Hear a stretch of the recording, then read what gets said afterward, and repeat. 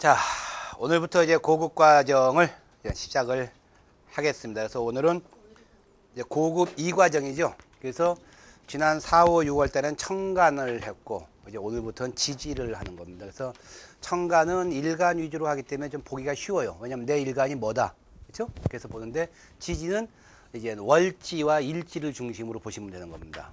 내 월지와 일지를. 그래서 내가 월지를 자를 깔았는데 일지가 축일 때 어떤 역할을 하냐. 또 자와 신이 있을 때는 어떻게 하냐. 자 옆에 자가 있으면 어떤 역할을 하고 자 옆에 미가 있으면 어떤 역할을 하고 이제 이런 거를 쭉 물상통변으로 해서 변화하는 거. 근데 지지로는 거의가 뭐냐면 지장간에서 많이 판단을 해요. 지장간에서. 그래서 지장간 쪽에서 우리가 많은 공부를 하게 될 겁니다.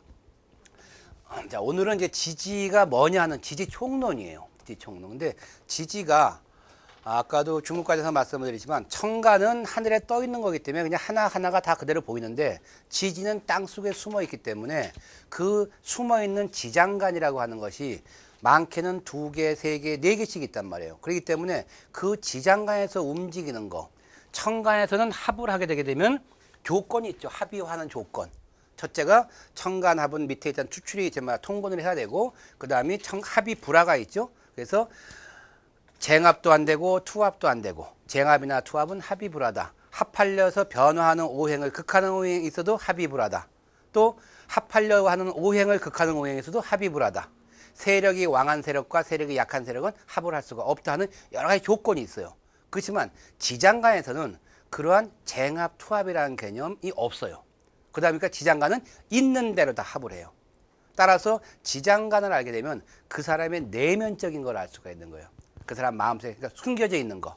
그렇기 때문에 겉으로 봐서는 저 사람이 호대가 멀쩡한데 속은 완전히 썩은 사람이 있고, 겉보기는 굉장히 사주가 빈약한데 속은 탄탄한 사람이 있는 거예요. 그래서 바로 겉과 속이 같은 사람, 다른 사람 이런 거를 뽑아내는데 사람의 치부라고 그러죠. 남한테 알려서는 좋지 않을 내용.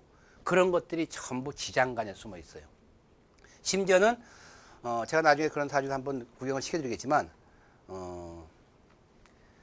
마누라도 내쳐요, 마누라 처형도 내쳐요, 마누라 처제도 내쳐요, 친정엄마도 그러니까 장모도 내쳐다.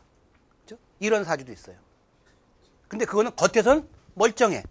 지장간에서 전부 합을 한단 말이에요. 지장간에서.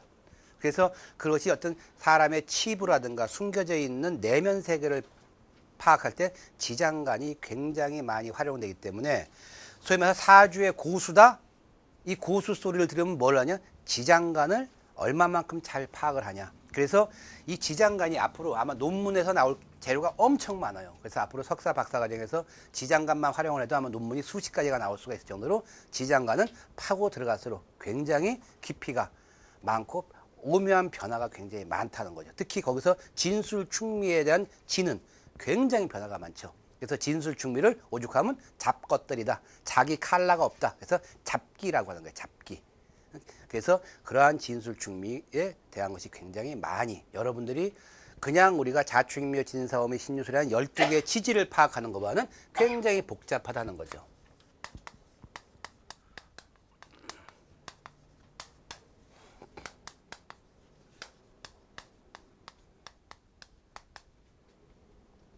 못 가겠네.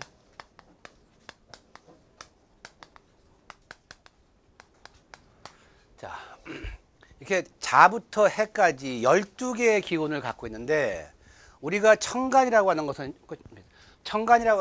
어떠한 그 날의 변화를 우리가 받았어요. 날의 갑을병자 무의경신인기라는 것은 날의 변화. 그래서 한 것이 들어가면 일순이라고 그러죠. 일순. 그 일순이 열흘을 뜻한단 말이에요. 열흘. 그래서 순이라는 개념에서는 날짜를 움직이는 거. 그 다음이 어떤 순서를 정할 때. 그래서 바로 은나라 때. 은나라 때 그 각골 문자에 보게 되면은 바로 그날의 은날의 황제 이름들이 전부 뭐예요? 순서적으로 정해놓은 것이 뭐냐면 식간의 이름이 다 적혀 있는 거예요. 식간의 이름이. 그래서 그 순서인데 이 지지는 그렇지 않고 지구와 달에 돌아가는 그 절기를 보는 거예요. 절기. 따라서 이제 지지는 왜 생겨냐? 월을 알기 위해서 생겨요. 1년 12달을 구별하기 위해서, 즉 추나 추동이라는 4개를 구별하기 위해서 지지가 사용이 매집이 된다는 거죠. 그래서 바로 이 지지를 어떻게 보느냐에 따라서 그 지지에 따라서 바로 이 달이 인월인지 이 달이 뭐 묘월인지 그걸 우리가 월건이라고 하는데 월건. 그 월건을 찾기 위해서 맨 처음에 뭐 쓰냐면 북두칠성을 쓴 거예요. 북두칠성. 그래서 북두칠성에 7개의 별이 이렇게 있죠. 1, 2, 3, 4, 1, 2, 3, 4, 5, 6, 7. 그렇죠? 7별. 이것이 이제 국자고, 이게 자루 아니에요. 그렇죠? 자루. 따라서 요 별이에요. 끝에. 1, 2, 3, 4, 5, 6, 7. 이 5, 6, 7병, 요걸 갖다 두병이라고 한다. 두병. 그래서 그러니까 뭐 별의 이게 두의 자루라는 뜻이죠. 바로 요것이 가리키는 방향이 바로 뭐냐? 방향이 바로 월건을 나타내는 방향이에요. 그래서 북두칠성이 바로 계절별로 돌아가는데 요게 돌아가는 거예요. 요거는 이쪽에서부터 하나, 둘, 셋, 넷, 5개로 올라가야 되면 북극성이 보이는 거죠.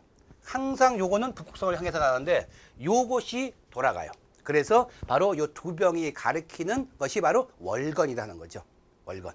그래서 이 월건이 정해졌는데 뭐 어떤 뭐 그 동화책에서는 뭐 이거 어디였어요?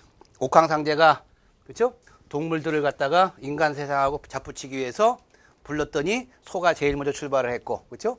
그래서 쥐가 그 소등을 타고 가서 옥황상제 앞에서 톡 튀어나와서 쥐가 제일 먼저다, 그렇죠? 고양이가 물어봤더니 쥐가 다음 날로 알려줘 갖고 고양이가 갔더니 이미 끝났더라. 그래서 고양이하고 쥐가 왼수더라 해갖고 또 동화 얘기가 나오는데 그것이 아니고 바로 이러한 자축이며 진사오미가 바로 우주의 변화, 즉 달의 변화하고 연관이 되는데 이것이 굉장히 어렵단 말이에요. 어려워서 중국에서 천재, 즉 10대 천재로 소문난 왕충이라는 사람이 바로 여기다가 동물을 갖다 붙인 거예요. 왜냐하면 중국에는 문맹자가 많잖아요. 그래서 이것이 바로 황제학이란 말이에요. 바로 귀족들하고 왕족만 알 수 있는 학이었기 때문에 우리가 중국 영화 이런 걸 보게 되면 꼭 그 황제 아니면 그 제후 옆에 꼭 책사가 있죠. 책사.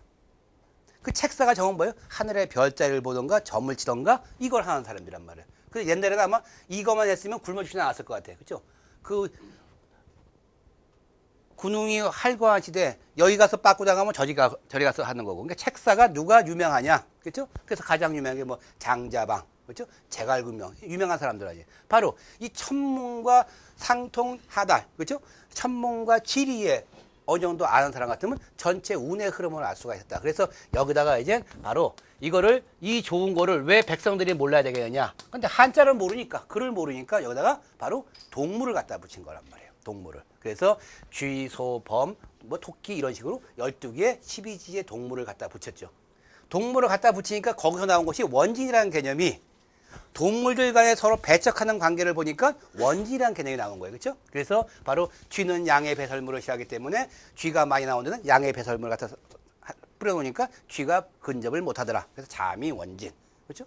소는 이게 뭐야? 부지런한 동물의 대명사인데 가장 게을러 빠진 말은 소는 새벽부터 쎄 빠지게 일하는데도 불구하고 여물을 먹고 있는데 말은 하루 종일 빈둥빈둥하면서 닦고 쓸고 맛있는 사과 뭐 당근 다 먹잖아요. 그래서 바로 소가 말을 미워한다. 그래서 축사와 그러니까 우사와 마사는 같이 붙여놓지 않는다. 항상 떨어뜨려놔야 된다는 거죠. 그럼 그게 바로 원진이라는 개념에서 나왔다는 거죠. 근데 우리가 이 지지에서 가장 중요한 것은 아까 했죠. 계절의 월을 상징하는 건데 여기에는 지장간이라는 게 숨어 있다는 거예요. 그래서 바로 뭐냐? 지장간이라는 것은 뭐죠? 땅에 숨어 있다는 거죠. 땅에 숨어 있는 청간을 찾는 거예요. 청간. 따라서 지지에서 예를 들어서 우리가 충이라는 개념을 배웠어요. 인신충을 배웠죠. 인신충을 배웠으면은 이거는 충이면서 또 뭐예요? 극이에요. 극. 제가 설명드렸죠. 충과 극은 같지가 않다. 그렇죠? 충은 뭐예요? 나로부터 7번째에 있는 실충을 의미한다. 그러니까 나중에 이쪽에 서양 별자리에서 보겠지만은 별자리가 12개의 별이 이렇게 있는데 바로 직선 180도를 이룰 때 이때를 충이라고 동양에서 한단 말이에요. 바로 이 오포지션이라고 하는 이 서양 별자리 오포지션이라고 하는 이 180도 개념이 동양으로 넘어오면서 충으로 바뀐 거예요. 근데 극은 그러니까 충이라는 개념은 원래 고서에는 없는 거예요. 그땐 극만 있었지. 바로 긍긍목이라고 하는 극이죠.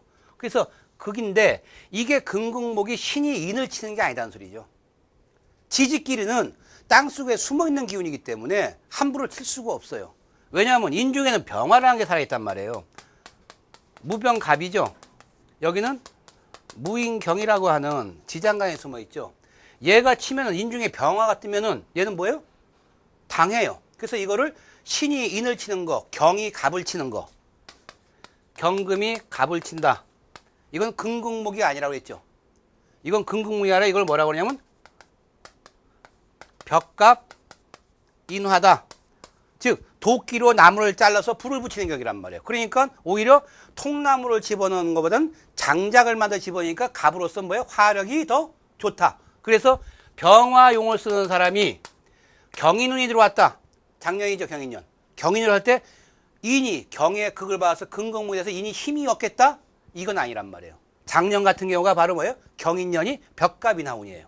그러니까 병화용을 쓰는 사람은 인이 통나무로 들어오는 게 아니라 장작으로 들어왔으니까 병화라서는 뭐예요? 손도 안 대고 코 푸는 격이란 말이에요. 그거를 금공목을 당해서 간목이 힘이 없겠다? 이건 절대 아니죠. 그래서 이 경인이라고 하는 이러한 것은 금극목이 될 수가 없다 하는 거죠. 왜냐하면 인중에 병화가 살아서 병화가 거꾸로 올라가는 거죠. 이거를 한방에서 승복이라는 개념을 쓰는 거예요. 승복.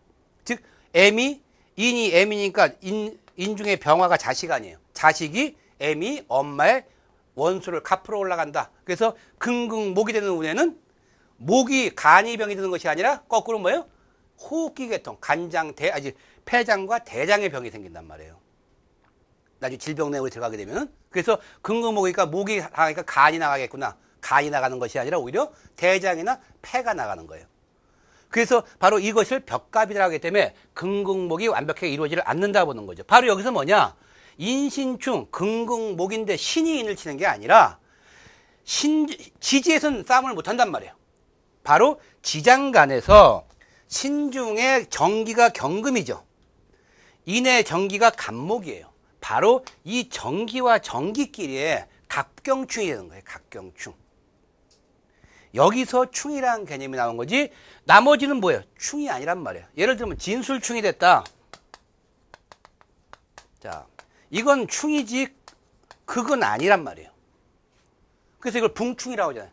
진술충, 충미충을. 왜냐하면 토와 토끼리 하고 있기 때문에 극은 아니에요. 그러면 진 중에는 을계무라는 게 있고 술에는 신정무라고 하는 게 있다는 거예요. 신정무. 자, 여기서 보면은 을신충, 정계충이 되죠. 즉 여기끼리 중기끼리 서로 충을 하는 거예요. 근데 봉기인 무토와 여기에 무토는 멀쩡해. 그렇죠? 그래서 이게 극이 아니란 말이에요. 충이지. 그래서 충이라고 하는 것은 한쪽을 누르는 게 아니에요. 없애버렸다? 충이? 그건 아니란 말이에요. 충은 브레이크 역할을 하는 거예요. 브레이크 역할. 제어하는 역할이지 완전히 멸하는 게 아니다. 멸은 극이죠. 그래서 이것은 토는 봉기는 가만히 있고 밑에 꼬봉들 내보내갖고 서로 치고받고 하는 거 구경하고 있는 거예요. 토끼리는. 그러니까 이때 뭐예요? 이때 토는 왕성해진다는 거죠. 진술충을 맞았다. 토가 극왕해지는 거예요. 왜냐면 무토와 무토는 서로 싸우는 게 아니니까. 그럼 이건 뭐 둘이 합해진 거 아니에요. 그래서 이럴 때 바로 병에서 급병이 온다. 토기가 왕해졌으니까. 토기가 왕에서 급병 오니까 뭐예요? 이때 바로 간이 바로 나가버린단 말이에요. 간계통에. 그 다음이 토기가 왕해졌으니까 바로 소화기 계통에 질병이 발생할 수밖에 없다 이렇게 보는 거예요. 근데 여기서 충이라는 것은 지장간끼리의 충이지 이격끼리 충이 아니란 말이에요. 그래서 우리가 이 충이라는 개념은 지지의 충이라고 하는 것은 나로부터 7번째에 있는 180도 각도를 이루는 별을 충이라고 하는데 그 충에서 의미는 뭐냐? 인신충의 금극목이 아니라 신중의 경금과 인중의 간목 간의 극이에요. 나머지는 그게 아니란 말이에요. 그렇죠? 나머지는 여기 무토 아니에요. 그렇죠? 여기 병임충 하나만 들어간단 말이에요. 여기는. 그러니까 세 개가 다 몰아붙이는 건 아니란 말이에요. 그래서 가장 대표적인 것이 바로 뭐냐? 봉기끼리의 극이라는 거죠. 봉기끼리. 그래서 인신충은 인중의 간목과 신중의 경금. 그러니까 나중에 우리가 지장간에서 용을 잡는다. 인중의 병화를 용을 쓰겠다. 용을. 그러면 인신충하면은 병은 뭐야? 인에 새들어 사는 거죠. 병 속에 인 속에 병이 있잖아요. 그러니까 내가 집주인이 갑을 쓸 때는 그냥 인용을 쓰는 거예요. 인목용이다. 근데 역이나 중기를 용신을 잡을 때는 반드시 인중의 병화, 인중의 무토라고 표시를 해줘야 된다고 했어요. 왜냐하면 이것은 인 속에 숨어 있는 거니까. 그래서 인중의 병화용을 쓸 때는 인신충운이 들게 되면 집주인이 무너진 거예요. 내가 세들한 집주인이. 그러니까 나도 같이 무너져. 그러니까 인신충운이 되면 병화운이 아무런 관계가 없음에도 불구하고 무너지는 거예요. 또 이 병이라고 하는 것은 지장간의 병을 용을 쓸 때는 임이 들어오게 되면 무너지게 되겠죠. 그러면 임이 들어오는 게 꼭 여기에 해수만 임이 들어오는 게 아니라는 소리죠. 왜냐하면 신도 뭐예요? 신 중에 무임, 임이라는 게 있잖아요. 바로 이 지지 말고 지장간에서 임이 들어오게 되면 지장간용이 무너지는 거예요. 지장간용이.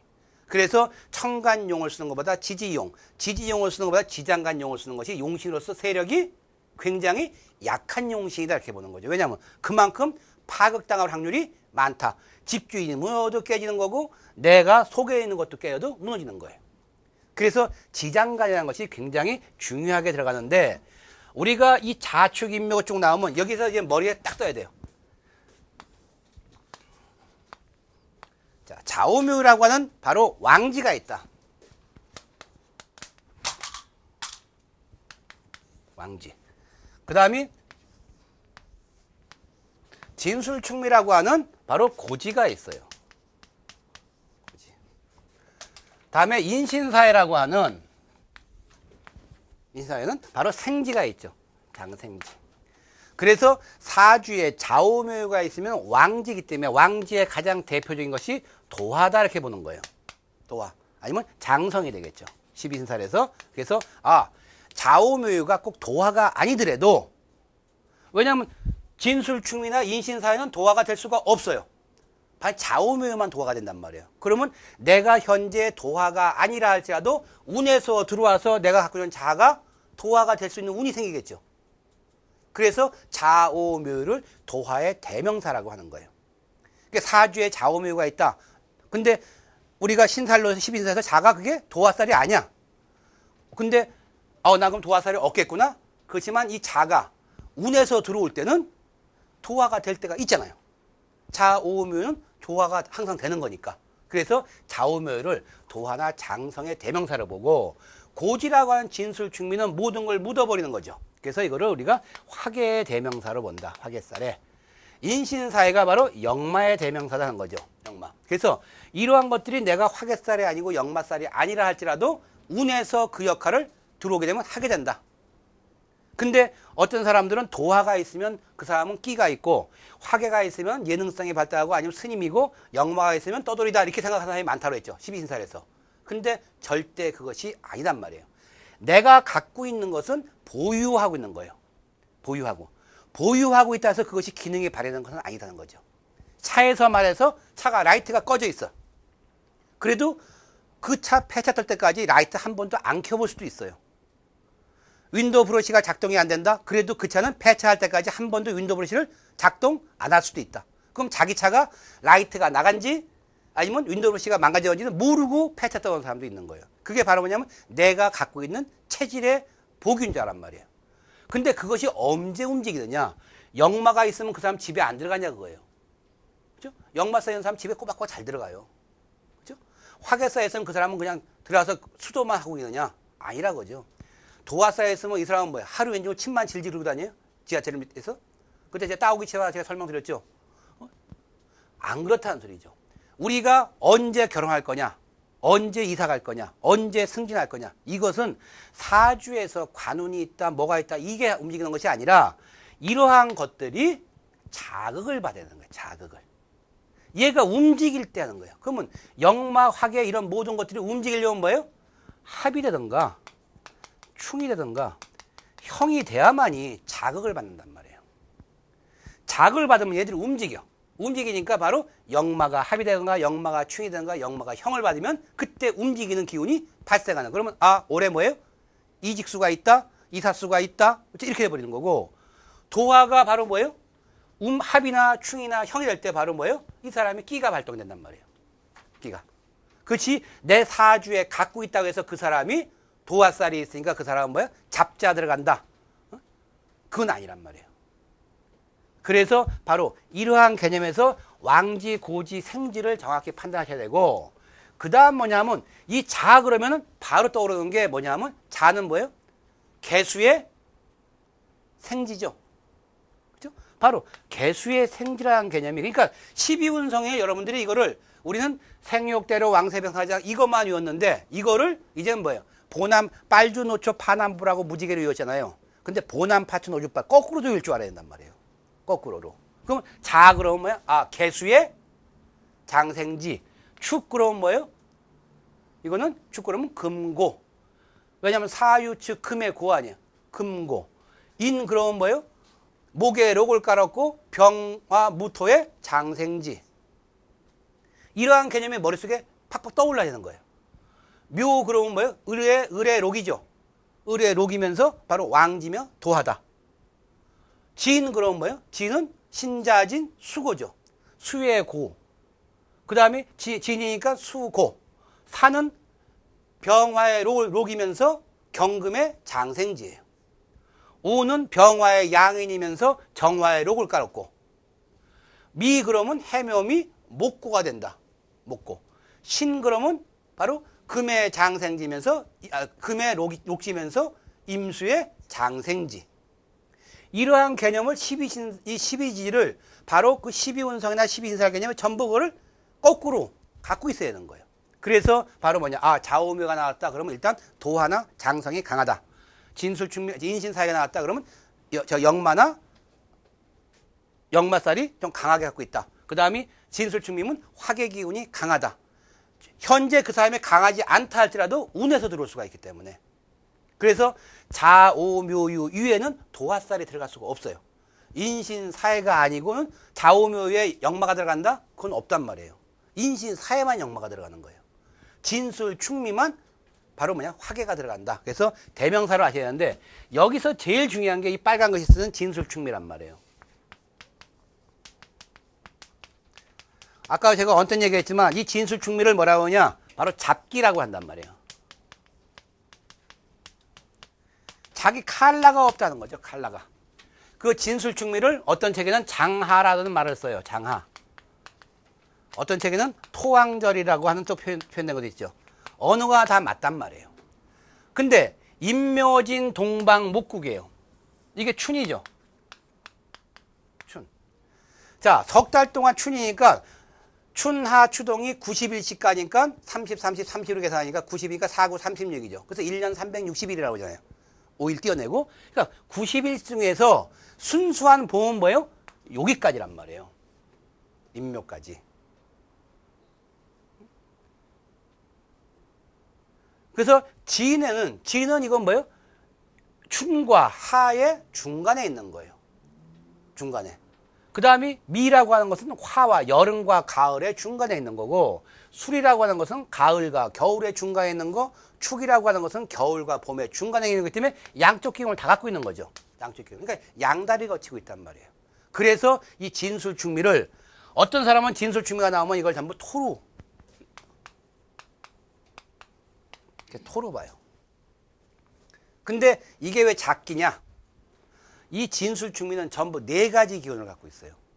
4가지씩. 자, 진이라고 하는 것은 토기운도 있죠. 그 다음에 신자진이죠. 신자진 수국의 고예요. 그러니까 수고죠. 물탱크란 말이에요. 그 다음에 진은 임묘진 동방목국의 고예요. 그죠? 그러니까 목기도 갖고 있어요. 특히 이제 중국관에서 나오겠지만 월이 진월, 술월, 축월, 미월일 때는 상당히 신경을 써야 돼요. 월이.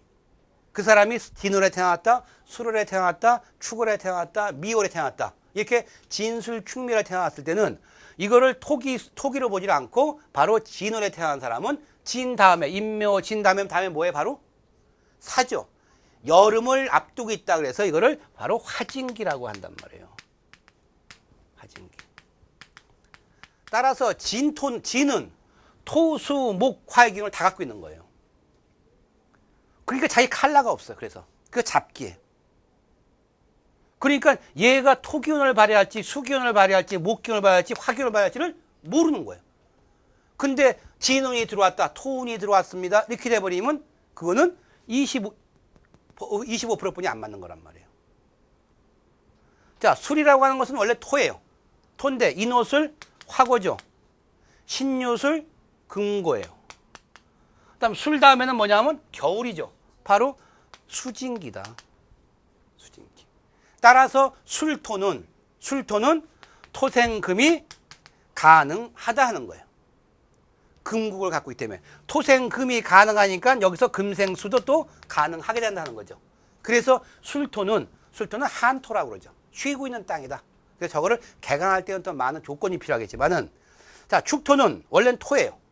근데 이거는 뭐예요?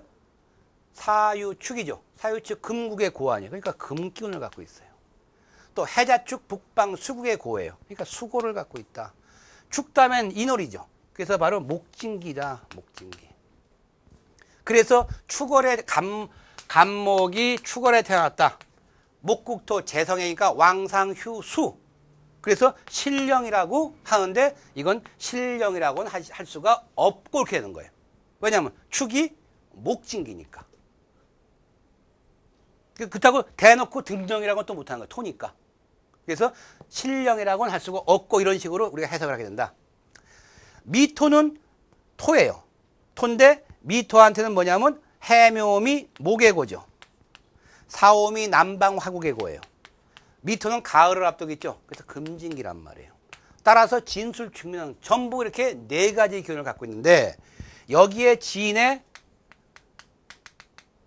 을계무라고 하는 지장간이 있죠. 지장간. 그렇죠? 그다음 술에는 신정무라고 하는 지장간이 있고 축에는 개신기라고 하는 지장간이 있고 위에는 정을기라고 하는 지장간이 있다는 소리예요. 지장간이. 바로 여기 뭐야? 화목토죠. 화목토. 이 기운이 다 갖고 있는 거란 말이에요. 따라서 미토는 지장간에 토목 화금에 뭐가 없어요? 미토는 토목 화금이 있는데 뭐가 없어요? 수가 없잖아요. 따라서 미토가 조토의 대명사다. 물이 없는 흙이잖아요. 어디선지 물을 구할 수가 없어요. 조토. 이거는 수가 있는데 해자축월이니까 이거는 바로 동토다. 얼어있는 흙이다. 얼어있는 흙. 따라서 이 동토는 금생수를 할 수가 어렵다 이렇게 되는 거죠. 그래서 금생수를 하려면 밑에 뭐가 있어요? 옆에 화가 같이 있어줘야만이 금생수를 한다. 술이라고 하는 것은 신정무, 수기가 없어요. 그래서 이것도 건토죠. 건토인데 이건 한토다. 농사가 다 끝난 다음에 흙이다. 그래서 한토인데 수기가 수진기를 앞두고 있기 때문에 바로 술을 머금고 있는 흙으로 본단 말이에요. 근데 계절적으로 곧 해자축월이 오기 때문에 물을 사용하기가 꺼끄럽다 이렇게 된 거예요. 얼음물이니까. 지는 을계무라고 하는 바로 아까 했지만 간목이 춘절에 태어났다. 인월이나 묘월은 바로 약한 거예요. 그래서 그때는 물을 먹지를 못한다. 물이 차갑기 때문에. 입춘, 우수, 경칩까지는 물을 못 먹는 거예요. 언제부터 먹냐? 청명이 돼야만이 먹는다. 그럼 청명절이 바로 진월이잖아요. 그래서 청명이를 뭘로 하냐? 우리가 식목일을 정한 이유가 그때 나무를 심어서 물을 줘야만이 그 나무가 물을 빨아먹는 거란 말이에요. 그 전에 나무를 심고 물을 주면 물이 냉수라서 나무가 그 물을 흡수를 못한다는 의미예요. 그래서 수목응결이 되죠. 수목응결. 진월부터. 근데 왜 진월부터 왜 이것을 물을 먹느냐? 바로 지장간에서 무기 합을 한단 말이에요. 그래서 뭐예요? 이 물이 찬물이 아니다는 거예요. 무기 합화를 해버리니까. 그래서 미온수로 바뀌기 때문에 진 중에 개수는 목이 끌어들일 수 있는 물이다. 그래서 바로 청명절을 상징하는 것이 바로 진이라는 거죠. 이렇게 진술충미라고 하는 것은 여러 가지 이러한 기운이 있기 때문에 바로 작기예요. 그러다 보니까 운에서 진이 들어온 사람이 토운으로 들어오는 경우는 25%뿐이 안 되는 거예요. 내 사주에 뭐가 있느냐에 따라서 얘가 변해버린단 말이에요. 그렇기 때문에 운에서 판단할 때 진술충미운이 굉장히 복잡해지는 거예요. 그러니까 이 이론에서 말하면 삼재라는 이론이 무너지는 거예요. 삼재라니. 즉 올해가 지금 임묘진아니에요. 임묘진이니까 신자진생들이 삼재라는 개념 아니에요. 그렇죠? 지금 그래서 올해가 이제 묵을삼재, 내년이 날삼재라고 하는 건데 바로 이 삼재라는 개념이 뭐냐? 진이 신자진의 목기로 들어온 사람은 25%뿐이 안 돼. 그렇죠? 나머지는 토수 화로 들어온단 말이에요. 근데 예를 들어서 25%의 목기가 들어오는데 이 목이 들어온다고 다 나쁘냐? 아니잖아요. 목이 길신 같으면 대발이에요, 대발. 목이 흉실 때는 대흉이겠죠. 그럼 25% 반을 자르니까 뭐예요? 12.5%예요.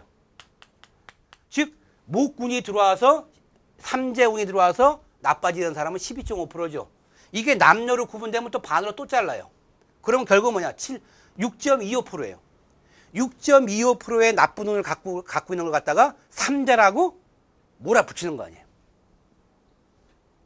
즉, 진운이 들어와서 목삼재가 들어와 갖고 나쁜 사람은 불과 뭐예요? 6.25% 뿐이 안 되는데 그 6.25%를 싸잡아 갖고 전부 뭐예요? 다 삼재니까 나쁘다 이렇게 돼버리는 거란 말이에요.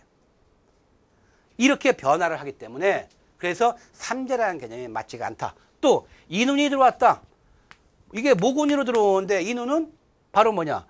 인호수를 하면 화국으로 바뀌어버린단 말이에요. 그렇죠? 묘도 분명히 목운이에요. 근데 묘수를 하게 되면 묘수를 화로 바뀌어버리죠. 이게 같은 기운으로 들어오는 게 아니란 말이에요. 전부 개인마다 자기의 사주가 바코드라고 그랬죠. 그 바코드에 들어와서 변화를 한다. 따라서 묘가 목운으로 들어온 사람도 50%, 묘가 화로 들어온 사람도 50%란 말이에요. 그래서 사주가 오행을 다 갖추고 있는 사람은 이런 것들이 전부 변화를 하기 때문에 대박도 없고 대흉도 없는데 외격 사주 같으면 이것이 들어와서 그대로 들어오니까 변화를 안 하고 들어오니까 대발 아니면 대패 둘 중에 하나가 들어온다고 아까도 설명을 드렸어요. 즉 이와 같이 자축인묘 진소 이 12지라고 하는 것은 땅의 기운이기 때문에 바로 지장간을 상당히 중요시한다. 그래서 지장간, 이 지지끼리의 충, 지지끼리의 합, 이건 전부 뭐예요? 지장간끼리 전부 합을 하고 충을 해야 되는 거예요. 바로 일간이라고 하는 사주의 주인이 천간에 떠 있잖아요. 따라서 천간이니까 기준을 다 천간으로 다 맞춰야만이 해석이 가능한 거예요. 지난 시간에 말씀드렸지만 1.5시간이다. 1.5시간. 이거는 십진법이잖아요. 십진법. 이거를 시간은 십진법의 60진법이죠. 그러면 이건 뭐야? 1시간 30분으로 바꿔야 이렇게 바꾼단 말이에요. 이건 60진법이고 이건 십진법이에요. 그럼 단위를 이걸로 통일하든 이걸 통해 통일을 해야 될 거 아니에요. 우리 이제 초등학교 상호시간 이런 게 나오죠. 1.5시간 더하기 1시간 20분 더하기 뭐 쭉 나오잖아요. 통일을 시켜야 한단 말이에요. 바로 내 사주의 가장 주인이 천간에 있기 때문에 천간의 기운으로 정말 맞춰줄 필요가 있는 것이 바로 뭐예요? 다 지장간이란 말이에요. 지장간. 그래서 지지를 볼 때는 지장간을 빼놓고선 볼 수가 없는데 개 중에서 지장간이라고 하는 것이 원래 지장간은 뭐냐면 이 사주의 특성을 말하는 거예요. 그래서 우리가 인원용사, 원령용사라는 단어를 쓰는데 지금은 이것이 혼용이 돼갖고 지금 쓰고 있어요. 그래서 책에 보게 되면 인원용사와 원령용사 구별하는 법이 나오거든요. 근데 그거는 지금은 통용을 하고 있으니까 크게 중요한 건 아니고 특히 이제 원령을 중요시하는 사람은 또 이제 볼 수밖에 없겠지만은 그래서 이렇게 12지라고 하는 것은 첫째 방향과 계절과 월을 상징하는 거다. 그래서 4개의 순환을 바로 이 12지가 하는데 이 12지라고 하는 것은 별자리 12개의 위치를 나타내는 거예요. 위치를. 그래서 바로 자, 추, 인, 묘, 진, 사, 오, 미, 신, 유, 수레라고 하는 이렇게 12개의 별이 돌아가는데 우리가 배웠죠? 이 손바닥에서 배웠죠? 가로는 뭐예요? 가로는 자축, 인해, 묘술 이건 뭐예요? 합이죠? 이게 가로는 합이란 말이에요. 이게 합이에요. 자축합, 인해합, 묘술합, 진유합, 그 다음에 사신합, 오미합. 평행으로 가는 건 합이고 세로인데 이거를 갖다가 뭐냐? 번호를 매겨보자 하는 거죠. 번호를. 그래서 1번, 2번, 3번, 4번, 5번, 6번, 7번, 8번, 9번, 10번, 11, 12번의 별이 있단 말이에요. 서양별자리에 여기 나오는 것이 바로 물병자리, 염소자리, 사수자리, 정갈자리, 천칭자리, 처녀자리 해갖고 서양별자리가 딱 12개 사인이라고 그래요. 궁. 바로 12개의 사인으로 되어 있는데 이 사인끼리 그러니까 원래 우리 사주에는 사주 명리, 동양 사주 명리에는 이 충이라는 개념이 없었어요. 충이라는 개념. 또 삼합이라는 개념도 없었어요. 우리는 뭐예요? 사주 명리의 가장 기본적인 정의는 뭐냐면 내 생년월일에 생년월일의 일간을 중심으로 한 나머지 7개의 글자의 오행들 간의 생극 재화를 갖고서 바로 뭐예요? 기륭합을 예측하는 학문이 사주명리학이란 말이에요. 거기에 생극 재화란 말이지 합충형파란 말이 없는 거예요. 이 합충형파가 언제 들어왔냐? 바로 당나라 때 들어왔단 말이에요. 따라서 당나라 이전에 고법사주라고 하는 사주에는 이런 용어가 없어요. 합이란 말이, 충이란 말이 없어요. 당나라 때 바라문교라고 하는 그 교가 들어오면서 서양 점성학이 같이 따라 들어왔는데 거기에 바로 이 12개의 별자리가 있단 말이에요. 사인이라고 하는. 이 사인에서 1번과 별자리가 어느 특정 1번과 대각선을 이루고 있는 별 7번이에요. 이게 180도를 이루고 있다. 이게 오포지션이라고 하는 서양 별자리의 용어인데 바로 이것이 뭐냐? 180도가 이루고 있으면 A란 별과 B라는 별이 180도로 이루고 있으면 굉장히 큰 변화가 일어난다 이렇게 되어 있는 거예요. 그거를 동양사주 명리학에서 끌어와 갖고 바로 12지지에서 뭐예요? 자와 오가 충이고 축과 미가 충이고 근데 순서가 뭐죠? 하나, 둘, 셋, 넷, 다섯, 여섯, 일곱. 그래서 7번째 있다 해서 7충이라는 개념을 쓴 거예요. 그게 원래 우리 동양에서 나온 것이 아니라 바로 이 서양 별자리. 여기서 서양 별자리는 것은 저 뭐 그리스 이런 것이 아니라 수메르. 그죠? 수메르지. 그러니까 메소포타미아 이제 그쪽이죠. 그러니까 그쪽에서 별자리들이 들어와서 바로 사주명리학을 합치는 거예요. 그래서 이때 충이라는 개념이 나오는 거예요. 충. 또 합이라고 하는 것은 뭐냐? 바로 이 별자리가 3개의 별이 트라이앵글, 정삼각형을 이루는 거예요. 정삼각형. 정삼각형인 것이 바로 뭐냐? 이렇게 된다는 거죠.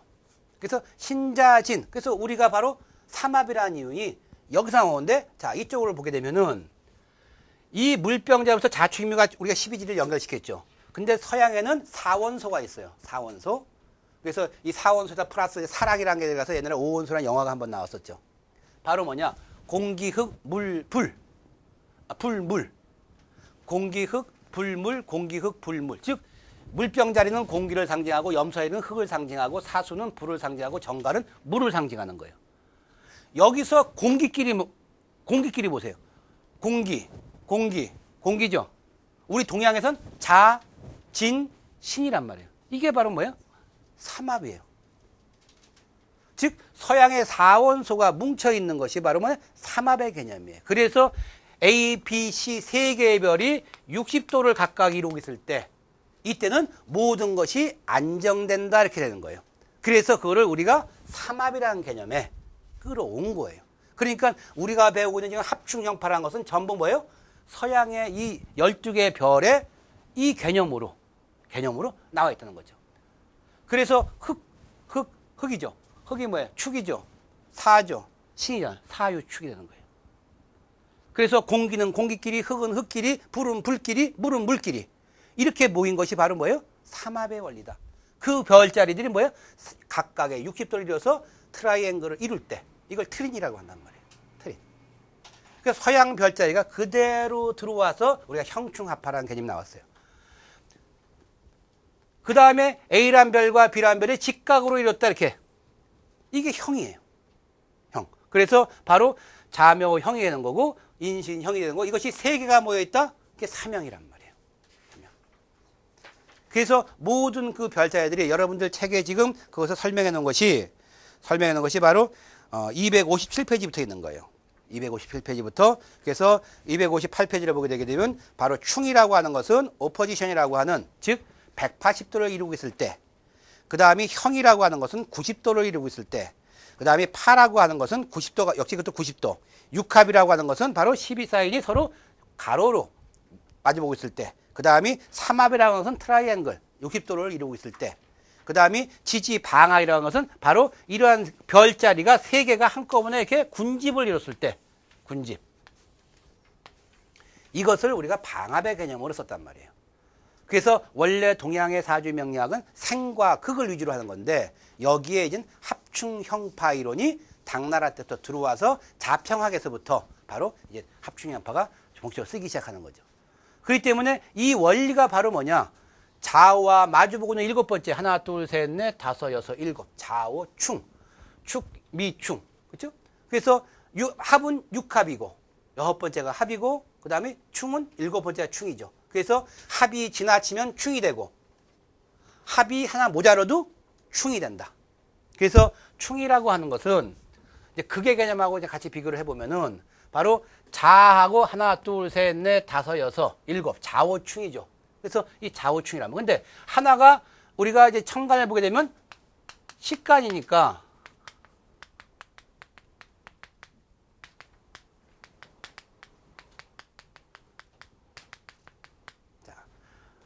하나, 둘, 셋, 넷, 다섯, 여섯, 일곱. 그래서 갑경충이 되죠. 갑경충. 근데 여기는 각기합이란 말이에요. 각기합. 근데 충이라고 하는 것은 두 종류가 있어요.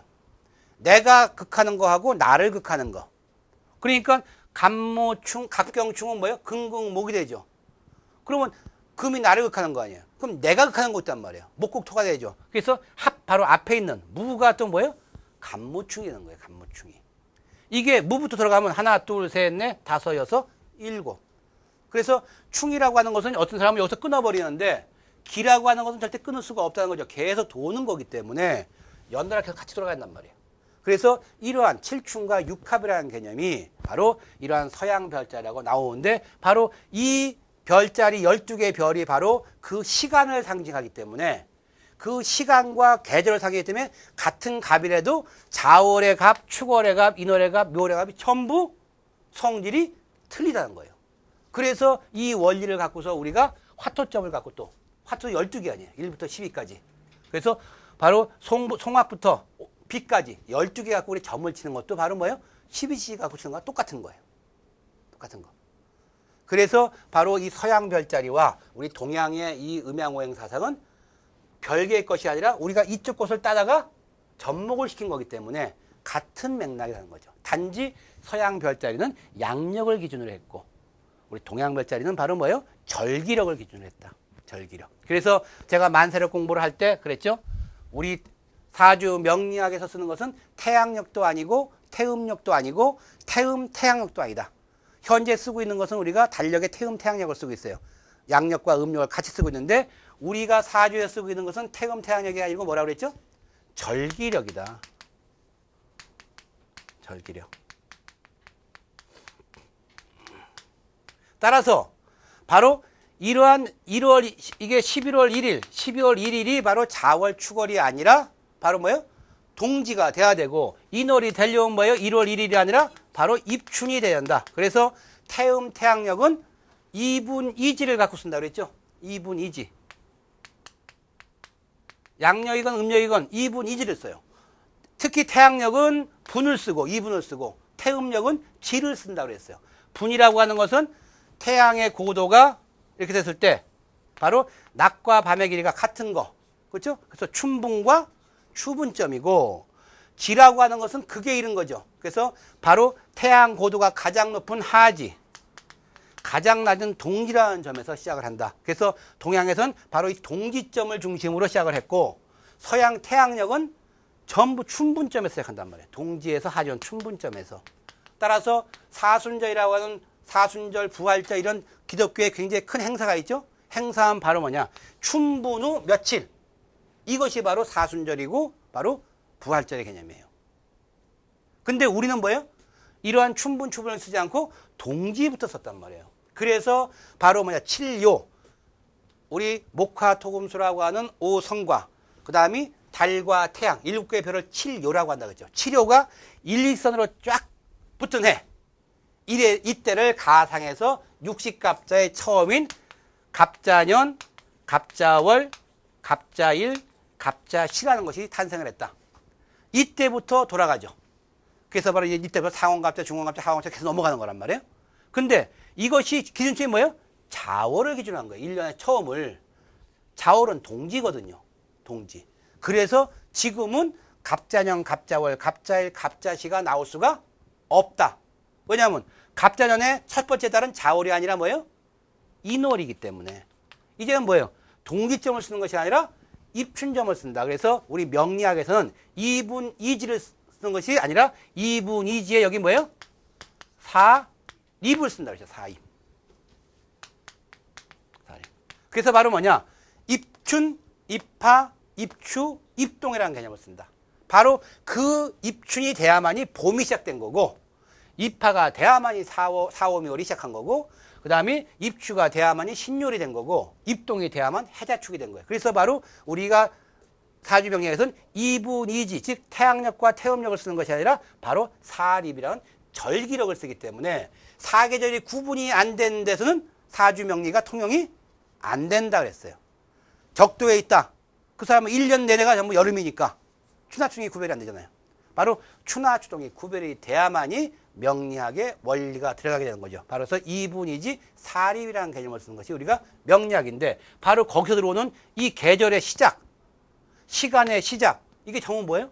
12지를 활용을 해갖고 한다는 거죠. 그래서 12지 그러면은 여러분들이 그동안 배웠던 12신살, 그 다음에 12운성, 그 다음에 녹존성, 녹존양이 그러면 문창 배웠죠? 바로 그것이 자 그러면 이것이 빨리빨리 생각이 나야 되는 거예요.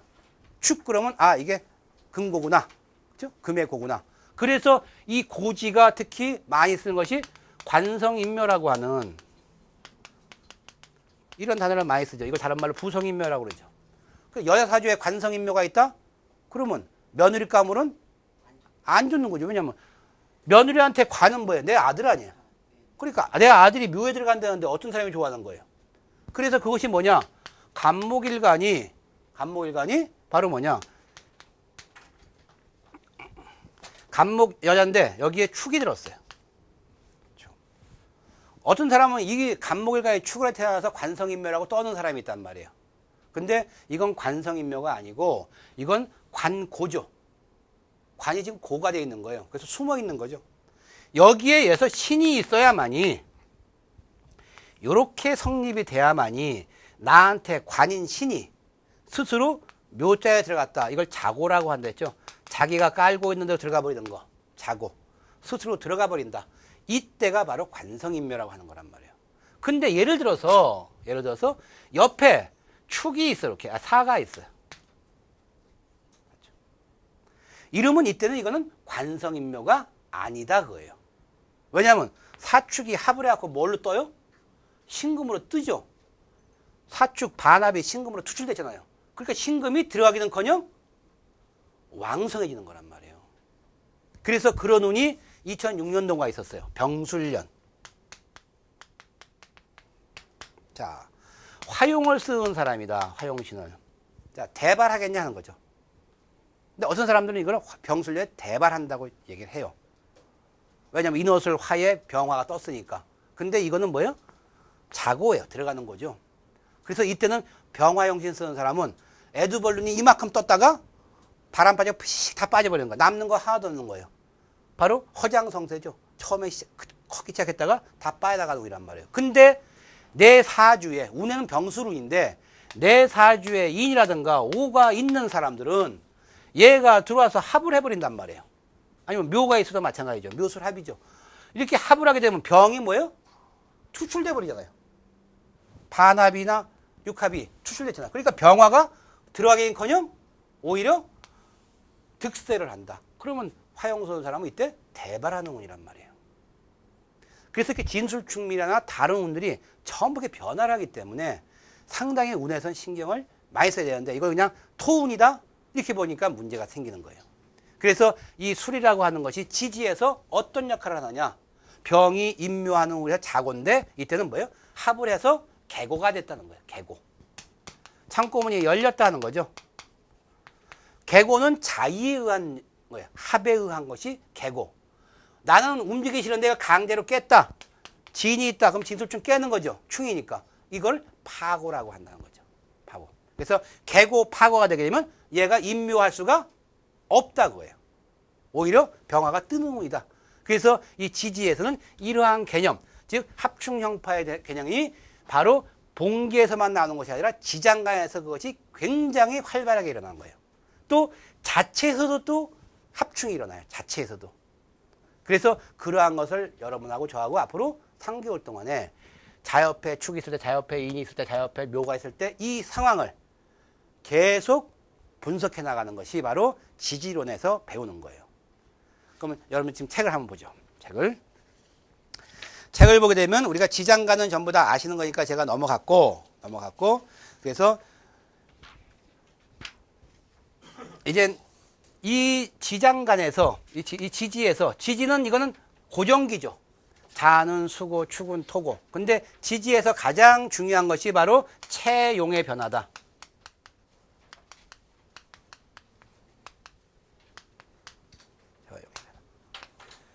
그래서 이 체화용의 변화가 바로 지지에서 일어나죠. 체라고 하는 것은 그 형상이고 용이라고 하는 것은 그 쓰임새죠. 그래서 우리가 육식갑자를 만드는 것이 청간의 갑을병정무의 경신인기라고 하는 양음, 양음, 양음으로 된 순서하고 그 다음이 자축인묘 진사오미도 양음, 양음, 양음, 양음, 양음으로 이루어졌어요. 그래서 1번인 갑과 지지 1번인 자가 합해서 갑자, 2번인 청간의 2번인 을목과 지지 2번이 합해서 을축. 그래서 갑자, 을축, 병인, 정묘 이렇게 순서로 나간단 말이에요. 그러다 보니까 자가 원래 양음, 양음, 양음, 양음, 양음 이런 식으로 가야 되는데 여기서 체화용의 변화는 바로 수와 화에서 체화 변화가 일어난다. 그래서 수라고 하는 것은 자수와 해수죠. 화라고 하는 것은 오화와 사화다 하는 거예요. 사화. 원래 자가 양이에요. 양. 그래서 체는 양이라는 거예요. 근데 우리가 쓸 때는 사를 뭐로 쓰느냐? 음으로 쓴다, 자를. 그렇죠? 그리고 해수는 지금 음인데 이거를 형태는 음인데 쓰임새는 양으로 쓰고 있다는 거죠. 그래서 반대로 쓰고 있는 거예요. 그죠? 오도 병오. 그래서 원래 양이에요, 오가.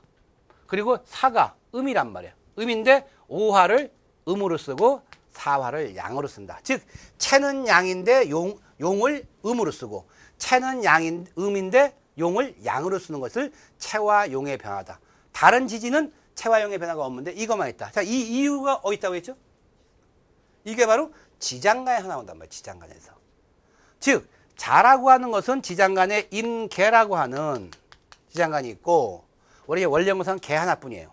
그 다음에 해는 무인경이라고 하는 무갑임이라고 하는 그렇죠? 지장간이 있죠. 오는 병기정이라고 하는 사는 병이라고 하는 이 지지의 봉기가 뭐냐 하는 거죠. 봉기. 정기라고 하는 거죠. 자수는 봉기가 개수예요. 개수. 해수는 봉기가 임수란 말이에요. 따라서 자는 원래 양의 뜻을 갖고 있지만 형태는 양이지만은 지장간에서 갖고 있는 그 청간의 고유의 기가 뭐냐? 음이란 말이에요. 그래서 자수를 개수로 써갖고 얘를 음으로 사용하고 해수는 여기서는 음이지만은 원래는 음이지만 지장간의 임수가 봉기이기 때문에 봉기인 임수가 양이라는 거죠. 그래서 양으로 쓴다. 오화도 마찬가지예요. 오화도 원래 양이지만은 지장간의 봉기가 정화이기 때문에 음화로 쓰고 사는 원래 음화예요. 음화인데 지장간의 봉기가 병화이기 때문에 정기인 양화를 쓴다. 그래서 바로 이 지지는 체와 용의 변화가 또 특이하단 말이에요. 그래서 청가에는 없는 지지에서 체와 용의 변화가 일어나는 경우가 있다. 그래서 이 체와 용의 변화이기 때문에 앞으로 모든 임상에서는 뭐예요? 자를 뭘로 봐요? 음수, 해를 양수, 오를 음화, 사를 양화로 놓고서 판단을 하게 된다. 이게 바로 체와 용의 변화라는 거죠. 그래서 우리가 지지라고 하는 것은 지지의 합도 지지의 합은 청간합은 하나뿐이 없죠. 6합. 근데 지지합은 뭐예요? 3합도 있고 방합도 있고 반합도 있고 그렇죠? 그 다음에 또 우리가 지장간에 암합도 있어요. 또 격합도 있고 여러 가지 합이 있죠. 지지에서는 굉장히 많은 합이 이루어진단 말이에요. 그래서 청간의 단순함에 비해서 지지는 엄청 자체적으로 복잡한 기운을 갖고 있기 때문에 지지의 해석을 얼마만큼 잘하냐에 따라서 청간의 기운이 상하냐 중느냐를 판단할 수 있는 거란 말이에요. 그래서 우리가 지지의 이러한 오행 명리상으로 쭉 정해져 있는데 이제 이것이 고정기이기 때문에 움직이기로 보게 되면 유동기가 되겠죠. 유동기로 보게 되면 이걸 움직이는 기로 볼 때는 상당히 복잡한 문제가 발생해요. 그래서 우리가 자오는 충으로 보는데 충은 뭐예요? 서로 180도니까 마주오고 있단 말이에요. 마주오고. 이거를 나쁜 의미에서는 서로 부딪힌다고 보이지만은 좋은 의미에서 볼 때는 이거는 같은 길에 있다 이렇게 보는 거잖아요. 같은 길에. 같은 길에 있으니까 부딪힐 거 아니에요. 자하고 인 같으면 자하고 인이 있다. 이거는 얘는 일로 가고 얘는 일로 가니까 부딪힐 염려가 없단 말이에요. 길이 틀리니까. 근데 자오는 뭐예요? 같은 길에 있으니까 서로 부딪힐 수가 있다. 그래서 이게 서로 통한다는 거예요. 이거를 통하는 것으로 보는 것이 바로 운기학이에요. 오운육기라고 하는. 그래서 한방에서는 바로 운기학을 보는 거고 우리 명리학에서는 바로 이 고정기를 본단 말이에요. 그래서 잠깐 쉬었다가 이제 이것이 삼음삼양으로 돌아가면서 운기학에서 좌오, 소운, 군하라고 하는 것이 나오게 되는데 이제 이러한 개론을 우리가 이제 공부를 한번 해봐야만이 지지에는 이런 기운이 숨어 있구나. 그러니까 좌오충이 아니라 좌오는 같은 길을 간다 이렇게 보시게 되는 거예요. 좌오충. 그러니까 잠깐 쉬었다가 우리가 이제 삼음삼양에 대해서 공부를 한번 해보도록 하죠.